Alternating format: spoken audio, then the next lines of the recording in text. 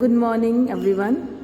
Today we start next topic, change in demand और variation in demand. कि demand में जो जो बदलाव आते हैं और जो जो उसकी वेरिएशन, इसको वेरिएशन को भी बदलाव ही बोलते हैं, ठीक है। या वेरिएशन और चेंज दोनों का मतलब एक ही है। इसको हम चेंज इन डिमांड या फिर वेरिएशन ऑन डिमांड भी बोल सकते हैं। ये हमारे पास टू टाइप्स के होते हैं, ठीक है जी। टू टाइप्स कौन कौन से हैं? फर्स्ट है मूवमेंट अलोंग आ डिमांड कर्व। जो ਮੰਗ ਦੀ ਵਕਰ ਆਪਾਂ ਬਣਾਉਂਦੇ ਆ ਕਰਵ ਬਣਾਵਾਂਗੇ, ਠੀਕ ਹੈ ਜੀ। ਉਹਦੇ ਜੋ ਮੂਵਮੈਂਟਸ ਹੁੰਦੇ ਨੇ ਉਹਦੀ ਕਰਵ ਦੇ ਨਾਲ ਨਾਲ, ठीक है। या फिर नेक्स्ट है shift in demand curve. Second कौन सा है? Shift in demand. Demand curve shift होती है एक से दूसरी जगह पे, ठीक है। ये दो तरह के हमारे पास वेरिएशंस हैं, वेरिएशन इन डिमांड्स, ठीक है जी। यहाँ पर हमारे पास फ्लो चार्ट बना है, बहुत अच्छा फ्लो चार्ट है। चेंज इन डिमांड हमारे पास दो तरह का है, movement along the demand curve and shift in demand curve, ठीक है जी। Change in demand two types का है, movement along the demand curve and shift in demand curve. जब हम बात करते हैं movement along the demand curve, ये हमारे पास टू टाइप्स का है। Movement along the demand curve two types का कौन कौन सा? Extension in demand and construction in demand. कौन कौन सा जी? एक्सटेंशन ਨੂੰ ਪੰਜਾਬੀ ਚ ਕਹਿੰਦੇ ਆ ਵਾਧਾ ਵੀ ਕਹਿ ਸਕਦੇ ਆ, ਫੋਰ ਐਗਜ਼ਾਮਪਲ ਸੰਕੁਚਨ ਵੀ ਕਹਿ ਸਕਦੇ ਆ, ਜਿਵੇਂ ਕਿ ਸੰਕੁਚਨ ਪੰਜਾਬੀ ਚ, ਤੇ ਕੰਸਟਰਕਸ਼ਨ ਨੂੰ ਕਹਿੰਦੇ ਆ ਸੁੰਗੜਨ, ਠੀਕ ਹੈ ਜੀ। ਸੁੰਗੜਨ ਵੀ ਕਹਿ ਸਕਦੇ ਆ, ਠੀਕ ਹੈ। ਸੰਕੁਚਨ ਮੰਗ ਵਿੱਚ ਸੰਕੁਚਨ ਔਰ ਮੰਗ ਵਿੱਚ ਸੁੰਗੜਨ, ਠੀਕ ਹੈ ਜੀ। एक्सटेंशन ਨੂੰ ਜ਼ਿਆਦਾ ਵੀ ਕਹਿ ਦਿੰਦੇ ਆ, ਠੀਕ ਹੈ। ਕੰਸਟਰਕਸ਼ਨ ਇਨ डिमांड, ठीक है। Movement the demand curve. Next है शिफ्ट इन डिमांड कर्व। ये भी टू टाइप्स अपने को, इंक्रीज इन डिमांड और decrease in demand. Very easy, increase in demand and decrease in demand. अगर दूसरी लैंग्वेज च बोलना हो तो आप इन्हें इदा भी बोल सकते हाँ, अपवर्ड शिफ्ट ऑफ डिमांड का, ठीक है। डिमांड कर्व किनकी तरफ चला गया? अपवर्ड, इतने डाउनवर्ड, ठीक है। डिमांड कर्व किनकी तरफ? डाउनवर्ड और अपवर्ड, ठीक है जी। इस तो बाद अपने को कॉजेस लिखे किंदे करके चेंज होंगे ने, इन्होंने दोवां का इक्को ही रीजन लिखा है। किदों होंदा? जो कि कहता चेंज इन प्राइस होंदा। एक सिर्फ दोनों उदों ही होंगे जो प्राइस की होंगे ने चेंजिस होंगे। एक्सटेंशन मतलब कि प्राइस च वाधा, कंस्ट्रक्शन प्राइस च घाटा, ठीक है जी। आप अगे पढ़ांगे इन्हां बारे। ये भी अपने को किदों चेंज होंगे? जो चेंज इन फैक्टर होंगे ने। Change in factor causes by change in factors other than the price of commodity. Price अपने की है सेम रहिंदा है, प्राइस च कोई फर्क नहीं पैंदा, उहदे फैक्टर च चेंज पैंदा है उदों हुंदा है, ठीक है जी। इन्हां बारे हुण आपां पढ़ांगे। फर्स्ट है movement along the demand curve. Movement along the demand curve च दो टाइप्स ने, किहड़े किहड़े? एक्सटेंशन इन डिमांड, ठीक है जी, और construction in demand. Extension in demand का मतलब की है? Other things remain the same, कहता बाकी सारी चीज़ां समान रहिंदियां ने। If with the fall in price, कहता प्राइस की आंदा है जी घाटा हो जाता है। द क्वांटिटी डिमांडेड की होती है इंक्रीज। लिखिए ना डिमांड च एक्सटेंशन मतलब कि डिमांड च वाधा, ये उदों होंदा है जो प्राइस की हो जाता है घट जाता है, तो डिमांड की है वध जाती है। It is called the extension in demand. Clear है? प्राइस देखो 10 तो 5 हो गया, क्वांटिटी कितनी है जी? 20 तो 40 होगी। 10 रुपये प्राइस थी तो 20 क्वांटिटी हो रही सी, प्राइस 5 हो गया तो क्वांटिटी डबल होगी। Price fall demand rice, price fall demand rice, इदा ही लिख देना इनू, टेबल में एक्सप्लेन कर देना। प्राइस जो 10 रुपये से क्वांटिटी साड़ी 20 यूनिट सी, ठीक है जी। जो प्राइस गिर गया 10 रुपये तो 5 हो गया तो क्वांटिटी साड़ी 20 यूनिट तो 40 यूनिट होगी। इनू आप की कह सकते हैं? जो फॉल इन प्राइस होया तो साडा की है? डिमांड की है? राइज हो गई। It is called the extension in demand. इनू आप इदा ही टेबल बना लांगे, एक साइड पर प्राइस ले लांगे, दूसरी साइड पर क्वांटिटी ले लांगे और टेबल बना देंगे। देखो नेक्स्ट अपने को डायग्राम दी, देखो ओ वाई असी प्राइस ले लिया, ओ एक्स असी की ले ली? क्वांटिटी ले ली, ठीक है जी। जो प्राइस 5 रुपये है, सॉरी जो प्राइस 10 रुपये सी, असी क्वांटिटी 20 यूनिट दे रहे सी, ठीक है जी। जो प्राइस 5 रुपये हो गया, कंज्यूमर ने अपनी क्वांटिटी कितनी करती? 40। देखो price fall demand rice, D D अपने को इदा बन गई। इनू की कहते हैं? Extension in demand. नीचे की तरफ गिरिया, ठीक है जी। एक्सटेंशन इन डिमांड की नीचे की तरफ गिरिया जी, अपनी प्राइस नीचे गिरिया तो डिमांड अपनी की है वध गई। देखो 20 तो 40 होगी, वध गई। क्लीयर? नैक्सट इनू इदा ही आप टेबल रिप्रजेंट कर देंगे, ठीक है जी। उस कंस्ट्रक्शन इन डिमांड, कंस्ट्रक्शन का मतलब घाटा, डिमांड दे विच सुंगड़ जाना ये किदों हुंदा है जी, ये उदों हुंदा जदों प्राइस वध जांदा है ते डिमांड अपनी की है डिग जाती है, डिमांड अपनी डिग जाती है, ठीक है जी। अपने को प्राइस 5 रुपए सी ते आपां 40 यूनिट लै रहे सी, जदों प्राइस 10 रुपए हो गया, प्राइस वध गया, डिमांड साडी घट गई, सुंगड़ गई, कंस्ट्रक्शन हो गई, तो अपने को प्राइस राइज, डिमांड फॉल। अकला कला लिखना है आपां, ठीक है जी।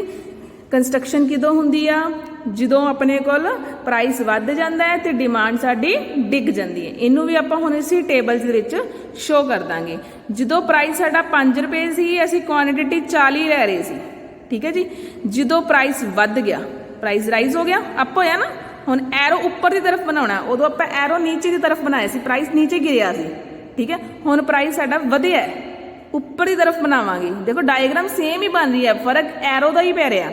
हुण साडा प्राइस वध गया है तो क्वांटिटी पिछे खिसक गई, पिछे तरफ हो गई, 40 तो कितनी हो गई जी 20, असी सिर्फ एरो पिछों की तरफ कर देंगे, ठीक है। हुण साडी की है कंस्ट्रक्शन इन डिमांड होगी, डिमांड पिछे की तरह चली गई, तो अपने को कंस्ट्रक्शन ए तो बी पहुंच गई है, इत्थे पहुंची ना 10 ते 20 ते पहुंची, तो इसलिए ए तो बी होगी, ठीक है। वो अपनी उपर वाली इत्थे ए है तो इत्थे बी है, देखो इत्थे ए है तो इत्थे बी है, क्लीयर सब नूं दिख रहा है, ठीक है।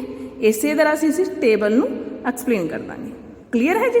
साडी जदों प्राइस की सी 5 सी 40 यूनिट्स लै रहे सी, जदों प्राइस वध गया 10 हो गया, साडी क्वांटिटी घट गई। ए पॉइंट पहला हो रहा सी 5 तो 20, आ ए पॉइंट सी, ठीक है।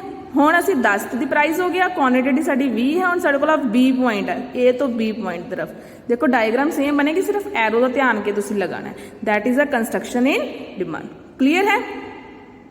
एक्सटेंशन इन डिमांड, एक्सटेंशन वाधा उदों हुंदा है जदों प्राइस डिग जांदा है, ठीक है जी, तो डिमांड साडी वध जांदी है। तो कंस्ट्रक्शन जदों प्राइस वध जांदा है तो साडी क्वांटिटी गिर जांदी है, ठीक है जी। एरो का ध्यान लग के तुसीं पॉइंट्स लाने हैं।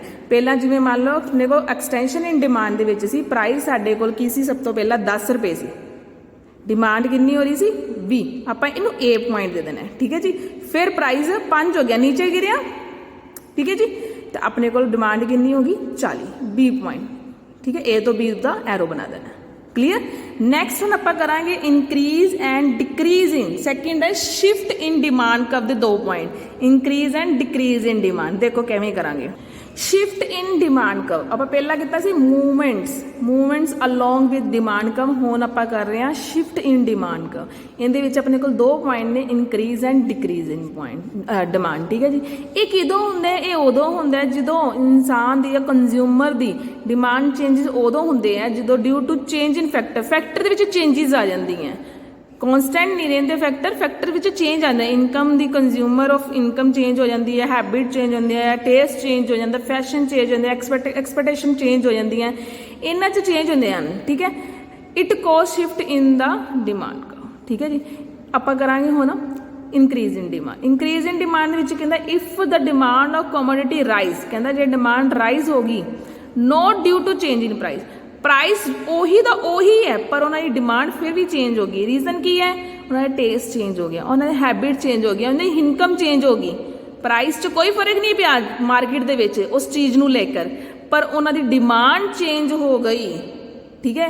या फिर दूसरा पॉइंट ये भी कह सकते हैं हाँ कि डिमांड दे विच कोई चेंज नहीं होया पर प्राइस चेंज हो गया, ठीक है। उदों सेम प्राइस मोर डिमांड और मोर प्राइस सेम डिमांड, ठीक है।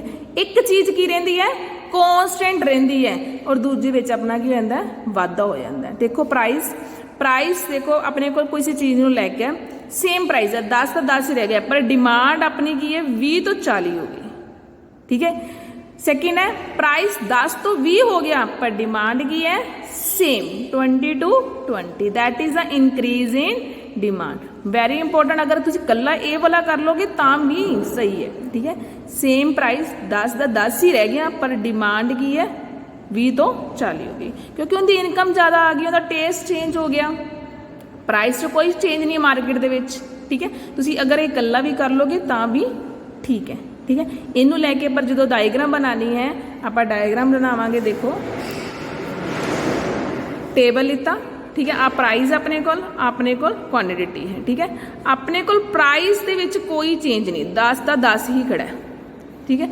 पर डिमांड 20 तो की होगी जी 40, 20 तो की है जी 40। पहला 20 सी, हुण कितनी होगी 40। अपने को डी डी कर्व केड़ी बनेगी, एक आ वाली, पहला 20 दे बन रही सी, हुण केड़ी बनेगी आ वाली, ठीक है जी। आ वाली तुसीं छोड़ सकते हो, कोई इशू नहीं, वो तुहाडी इच्छा है, ठीक है जी।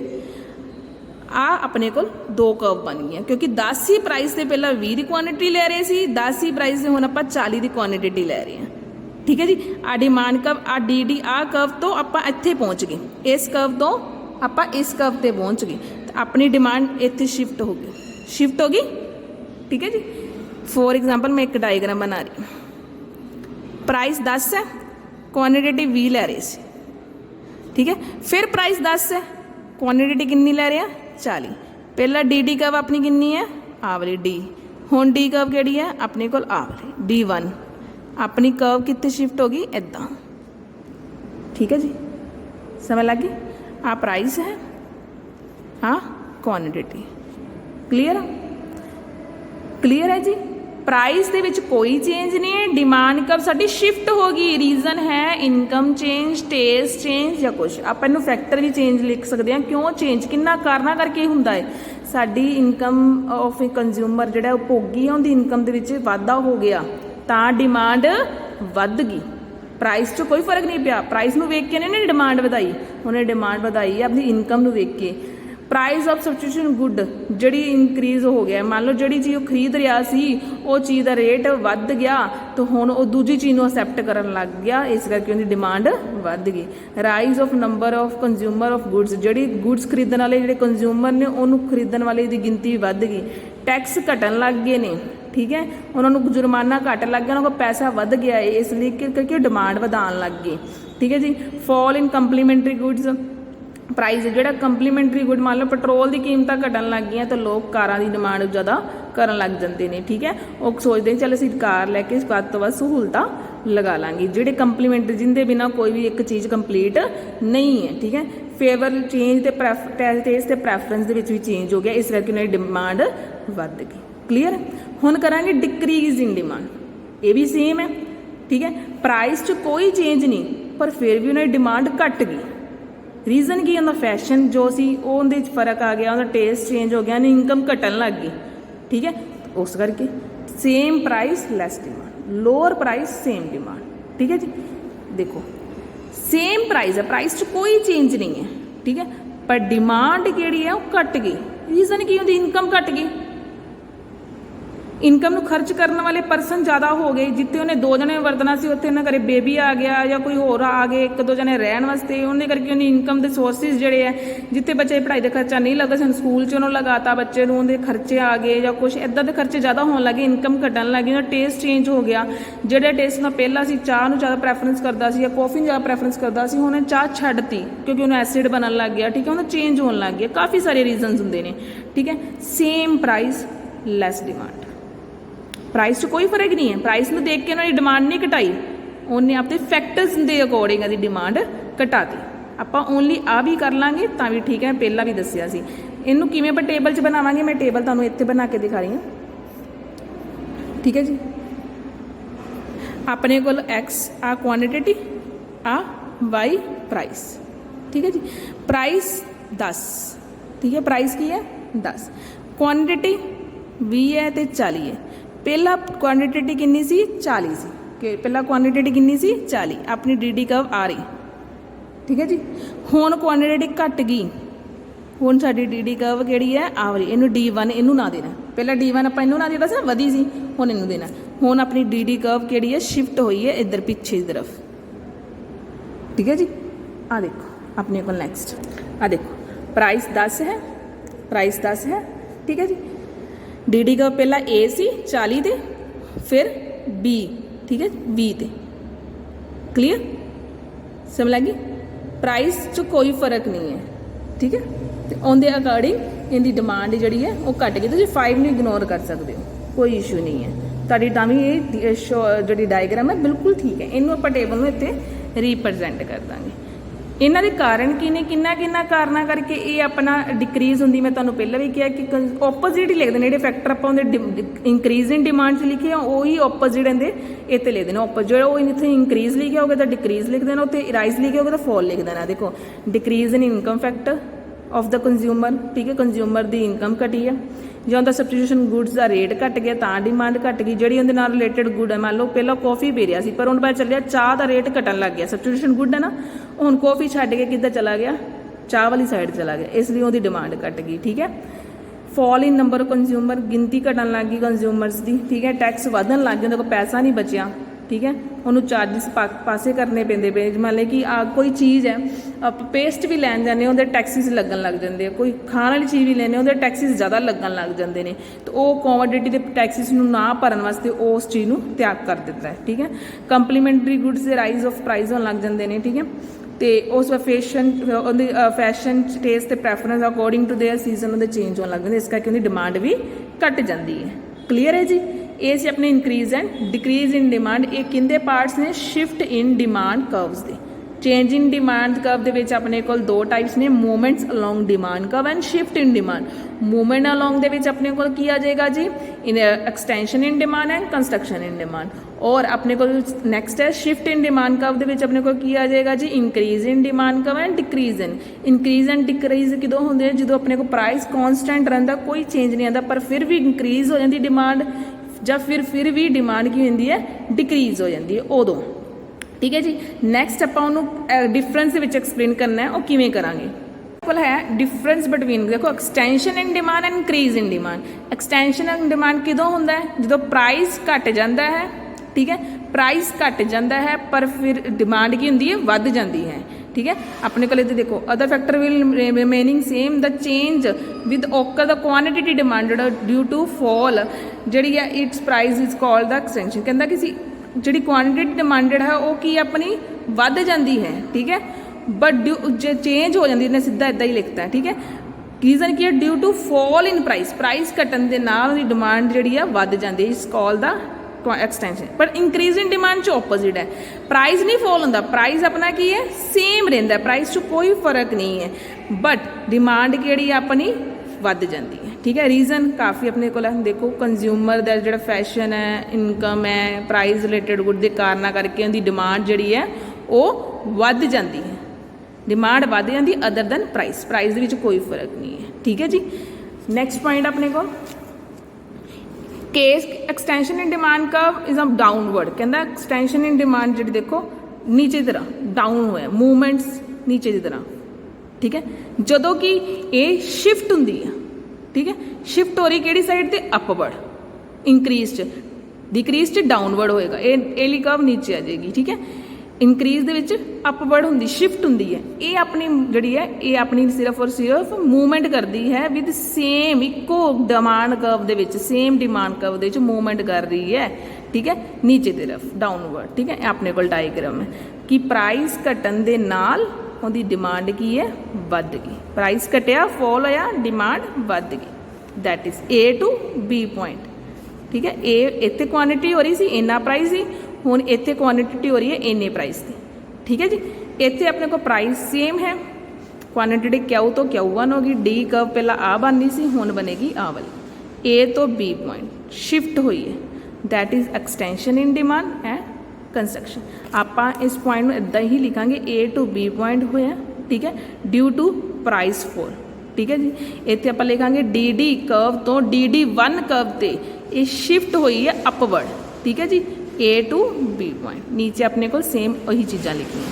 ਠੀਕ ਹੈ, ਨੈਕਸਟ ਆਪਣੇ ਕੋਲ difference between construction in demand and increase in. Same to same opposite ਹੀ ਲਿਖਣਾ। ਕੰਸਟਰਕਸ਼ਨ ਕਿਦੋਂ ਹੁੰਦਾ ਹੈ ਜੀ, ਜਦੋਂ ਪ੍ਰਾਈਸ ਵੱਧ ਜਾਂਦਾ ਹੈ ਪਰ ਡਿਮਾਂਡ ਆਪਣੀ ਕੀ ਹੈ, ਘਟ ਜਾਂਦੀ ਹੈ। ਔਰ ਡਿਕਰੀਜ਼ ਇਨ ਡਿਮਾਂਡ, ਇੱਥੇ ਆਪਣੇ ਕੋਲ ਡਿਕਰੀਜ਼ ਆਣਾ ਸੀ ਜੀ। ਡਿਕਰੀਜ਼ ਇਨ ਡਿਮਾਂਡ ਕਿਦੋਂ ਹੁੰਦੀ ਹੈ, ਉਦੋਂ ਹੀ ਹੁੰਦੀ ਹੈ ਜਦੋਂ ਪ੍ਰਾਈਸ ਬਿਲਕੁਲ ਸੇਮ ਹੈ ਪਰ ਰੀਜ਼ਨ ਕਾਫੀ ਸਾਰੇ ਹੁੰਦੇ, ਅੱਗੇ ਆ ਜਾਂਦੇ ਚੇਂਜ ਇਨ ਫੈਕਟ।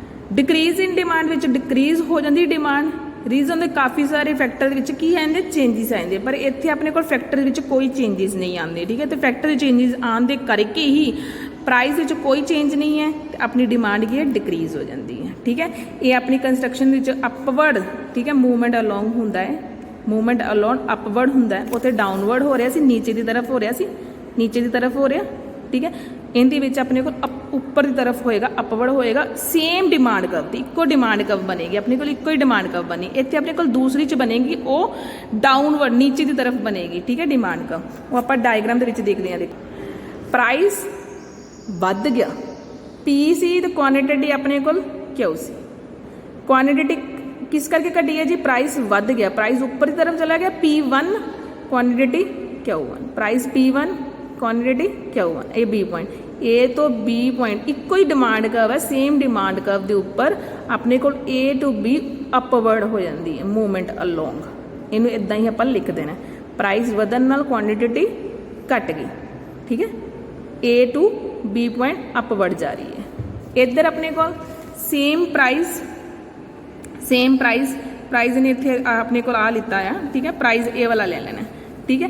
तो अपने को क्वांटिटी पहला क्यू सी, हुण Q1 होगी, ठीक है, क्लीयर, सॉरी Q1 सी, हुण क्यू होगी। तो ये अपने को डी डी कर्व आ वाली सी, हुण अपने को डी डी कर्व केड़ी बन गई, आ वाली, नीचे की तरफ गिरी है, ठीक है, शिफ्ट हुई है, क्लीयर। इदा आप इतने नोट कर देंगे। ये अपने को आ गया extension in demand and increase in demand difference, और construction in demand and decrease in demand difference, ठीक है जी। इदा भी आ सकता है increase and decrease in demand difference, और extension and construction in demand difference, इदा भी आ सकते हैं। अपने को हुण इत्थे लास्ट एक पॉइंट है कि change in quantity demand and change in demand दे विच difference. Change in difference demand विच तुहानूं हुण दस्सिया वेरीएशन दो तरह के हुंदे ने कि अपने कोल इंक्रीज एंड डिक्रीज हो गया, ठीक है। जिहड़े आपां इंक्रीज एंड डिक्रीज इकट्ठा किया ना, उन्होंने एक जगह ते उन्होंने एक्सप्लेन किया। इंक्रीज एंड डिक्रीज दे विच, इंक्रीज दे विच आपां की करांगे, प्राइस बिल्कुल सेम आपां नूं पता है पहलां भी, ठीक है। आ अपने कोल एक डिमांड हो रही है डी डी कर्व, ठीक है। इंक्रीज दे विच की होएगा, इंक्रीज दे विच अपने कोल की होएगा, क्वांटिटी वध जाएगी, आ मूवमेंट हो जाएगा, ए टू बी पॉइंट हो जाएगा, DD1, ठीक है। डिक्रीज दे विच की हो जाएगा, प्राइस सेम है, आप पीछे चली गई D0, ठीक है, सी पॉइंट चली जाएगी, that is a change in and increase in demand, ठीक है जी। दैट इज प्राइस विच कोई चेंज नहीं है, ड्यू टू फैक्टर चेंजिस के कारण अपनी डिमांड कर्व की होती है, शिफ्ट हो जाती है। एक डिमांड कर्व नूं लैकर तुसी एक बारी इंक्रीज कर देनी है, एक बारी डिक्रीज कर देनी, Q तो Q1, Q तो Q0, ठीक है। चेंज इन क्वांटिटी डिमांडेड अपने को किहड़े ने, एक्सटेंशन एंड कंस्ट्रक्शन, ठीक है जी। जो अपने को प्राइस P1 है, क्वांटिटी की हो रही है Q, ठीक है। जो P0 होगी, क्वांटिटी Q0 होगी। ये रीजन की आ गया अपने को पिछे नूं कीता ना मैं, क्वांटिटी तो कंस्ट्रक्शन इन डिमांड। जो आप की करांगे, प्राइस P0 तो P1 हो गया, ठीक है, और Q0 तो Q1 हो गया। ये की हो गया, change in construction extension in demand, that is a change in quantity demand. इकट्ठा एक्सप्लेन किया है इन्होंने, ठीक है। इदा भी क्वेश्चन आ सकता निक्का जा 5 नंबर का, चेंज इन क्वांटिटी डिमांडेड, इहदे extension and construction in demand बारे इक्को डायग्राम च दसना है, और increase and decrease in demand, change in demand दे विच दसना है, ठीक है जी। क्लीयर, आई होप सबनों क्लीयर हो गया होगा। नैक्सट है what are the normal, inferior and Giffen. देखो नॉर्मल तो अपन पता ही है, चंगियां गुड्स, ठीक है। इनफीरियर एंड गिफन, ये गिफन तो ही इनफीरियर बनिया ने, ठीक है जी। ये इनफीरियर तो गिफन एक तरह की गुड्स होंदियां ने, घटिया किस्म दी, नॉर्मल चंगियां, ठीक है। इन्हां बारे आपां दसना है, ठीक है जी। आपां नूं वैसे भी पता है नॉर्मल गुड्स का इनकम नाल इफेक्ट हुंदा है, ठीक है।